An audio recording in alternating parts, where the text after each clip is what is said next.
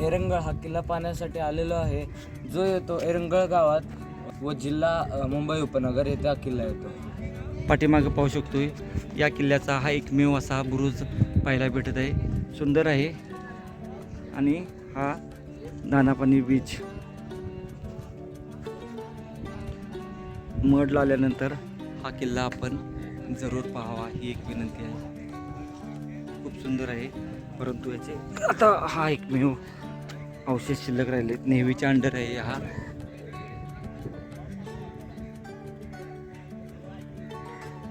पश्चिम रेल्वेवर असलेल्या एरंगळ समुद्रकिनारा मुंबईकरांना चांगलाच परिचित आहे। एरंगळ गाव मालाड रेल्वे स्थानकाच्या पश्चिमेला सुमारे 12 किलोमीटर अंतरावर समुद्रकिनारी वसलेले आहे। पाणी बीचवर आपण आता आलो आहे आणि समोर पाहत आहे आपला एरंगळचा तो किल्ला आहे।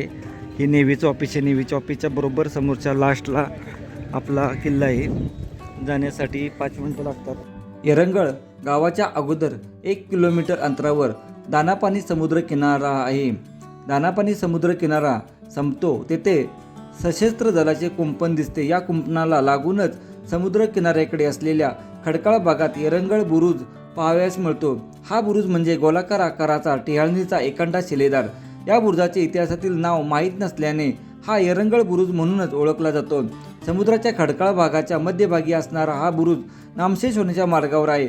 सद्यस्थितीत 10 ते 12 फूट उंच दिसणाऱ्या या गोलाकार आकाराच्या बुरुजाच्या बांधणीसाठी ओबडधोबड दगड, चिखल, माती, शंख शिंपले यांचा वापर करण्यात आला आहे, तर वरील भागातील बांधकामात घडीव दगडांचा वापर केलेला दिसतो। बुरुजावर घंटा बांधण्यासाठी असलेला मनोरा हे खास पोर्तुगीज स्थापत्याचे वैशिष्ट्य या बुरुजावर दिसते। वर चढण्यासाठी पायऱ्या नसल्या तरी हाताची मदत घेऊन वर चढता येईल। बुरुज छोटा असून बाहेरूनच 10 मिनिटात पाहून होतो। एकेकाळी पोर्तुगीजच्या ताब्यात असलेल्या उत्तर कोकणातील प्रदेशात या परिसराचा समावेश होतो।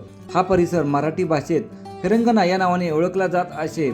फिरंगणातील बहुतेक किल्ले हे पोर्तुगीजांनी उभारलेले आहेत। या किल्ल्याची काही स्थापत्यशैली होती। फिरंगणाचा इतिहास लक्षात घेता किल्ल्याचे जे प्रयोजन होते ते साध्य करण्यासाठी काही ठिकाणी बुरुजाची तर काही ठिकाणी चौक्यांची योजना पोर्तुगीजांनी किल्ल्याचे लक्षात येते। आपला एरंगळचा किल्ला आहे। आता हा नेव्हीच्या अंडर आहे। त्याच्या फक्त एकच राहिलेला आहे। समोरच्या बाजूस आपला धारावीचा किल्ला आहे।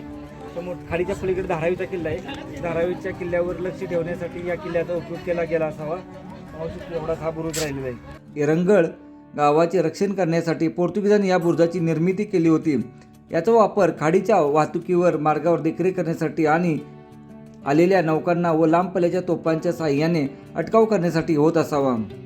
साधारण 16व्या शतकात मड भागातील इतर गडीकोटांबरोबर हाही बुरुजांनी बांधला। हे सगळे लहान आकाराचे कोट, टिहाळणी बुरुज व लांब पल्ल्याच्या तोफा यांचा वापर करत पोर्तुगीजांनी उत्तर कोकणात आपले साम्राज्य वसवले।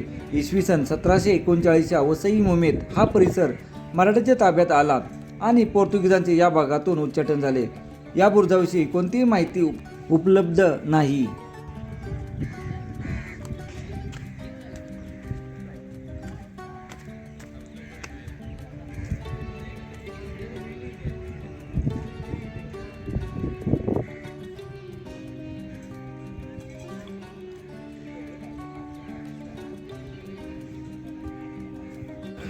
दानापानी बीचवर आल्यानंतर त्या लास्टला कोपऱ्यामध्ये आपला किल्ला आहे, समुद्रदुर्ग आहे।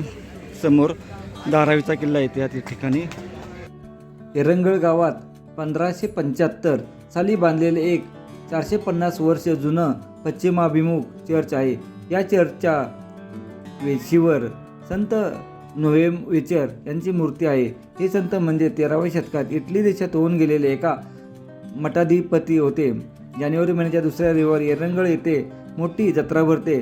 सुट्टी या दिवशी पर्यटकांचा लोंढा एरंगळाच्या समुद्रकिनाऱ्यावर येतो, पण किल्ल्याकडे मात्र कोणीच वळत नाही। असा हा ऐतिहासिक किल्ला आहे। तर आपण दानापानी बीच तसेच मड या ठिकाणी आल्यानंतर आपण या भागातील 4 किल्ले जरूर करावेत। पहिला वर्सोवा किल्ला म्हणजेच मडचा किल्ला, दुसरा आंबोवाचा किल्ला, तिसरा मडकोट व चौथा हा एरंगळचा म्हणजेच दानापानी फोर्ट सुद्धा याला बोलले जाते। तसेच खाडीच्या पलीकडच्या बाजूला आपला धारावीचा किल्ला आहे, तोही पाहता येतो. जय हिंद, जय महाराष्ट्र. छत्रपती शिवाजी महाराज की जय.